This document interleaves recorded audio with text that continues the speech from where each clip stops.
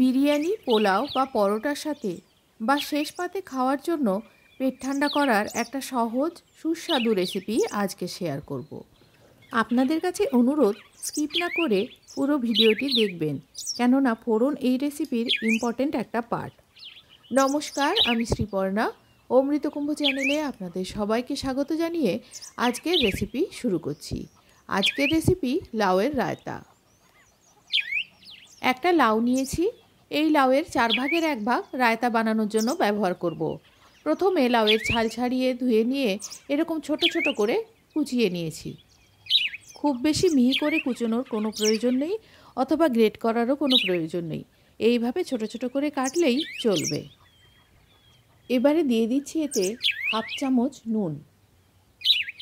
লাউটা সেদ্ধ করে নেব, সেই জন্য দিয়ে দিচ্ছি এর মধ্যে 2 কাপ জল।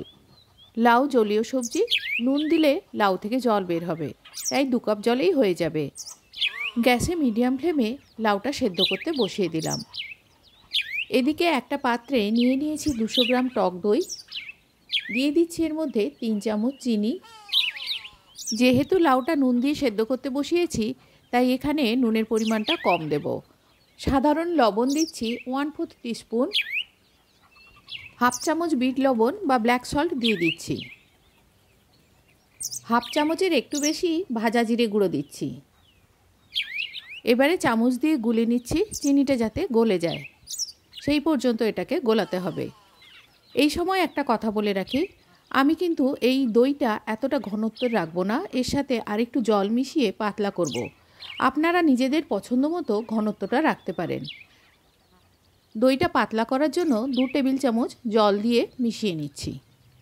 দইয়ের মধ্যে চিনিটা পুরোপুরি গুলিয়ে নেব। লাউ সেদ্ধ হতে হতে দইটা রেডি করে রাখলাম। লাউয়ের কন্ডিশনটা আপনাদের দেখাচ্ছি।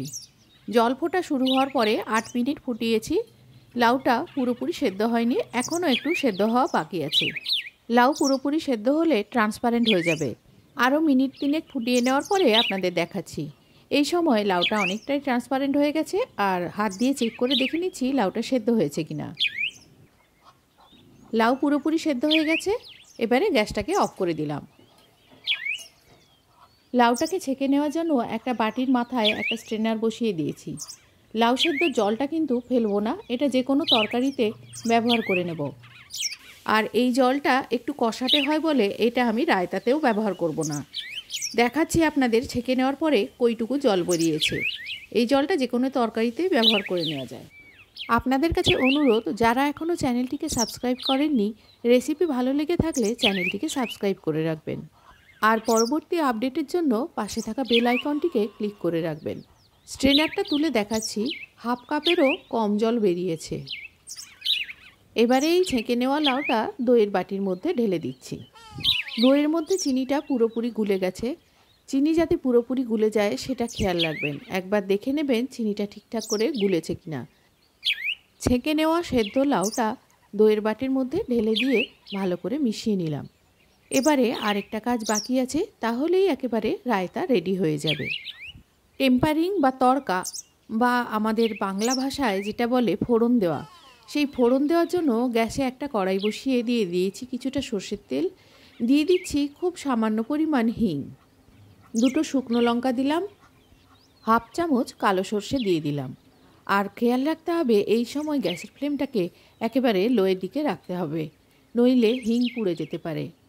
এবারে খুন্তি দিয়ে নাড়াচাড়া করে শুকনো লঙ্কা সর্ষে সব কিছু ভেজে নেওয়ার পরে যখন সর্ষে থেকে ফুটফুট আওয়াজ হবে, তখন দিয়ে দিলাম কারি পাতা, শুকনো লঙ্কা সব কিছু একসাথে ভেজে নিয়ে গ্যাসটাকে অফ করে দিলাম। এবারে দইয়ে এই ফোড়নটা দিয়ে ভালো করে নেড়ে মিশিয়ে নেব। রেসিপিটি একবার ট্রাই করে দেখবেন। আর এটা খেতে এতটাই সুস্বাদু হয়, একবার বানালে এই সহজ রেসিপি তখন মনে হবে বারে বারে বানাই। আর এই রেসিপিটা বানাতে সেরকম পরিশ্রম বা সময় কোনোটাই লাগে না। আজ এই পর্যন্ত, দেখা হবে অন্য কোনো দিন অন্য কোনো রেসিপিতে। সবাই ভালো থাকবেন, সুস্থ থাকবেন, আনন্দে কাটাবেন। রেসিপিটি শেষ পর্যন্ত দেখার জন্য সবাইকে ধন্যবাদ।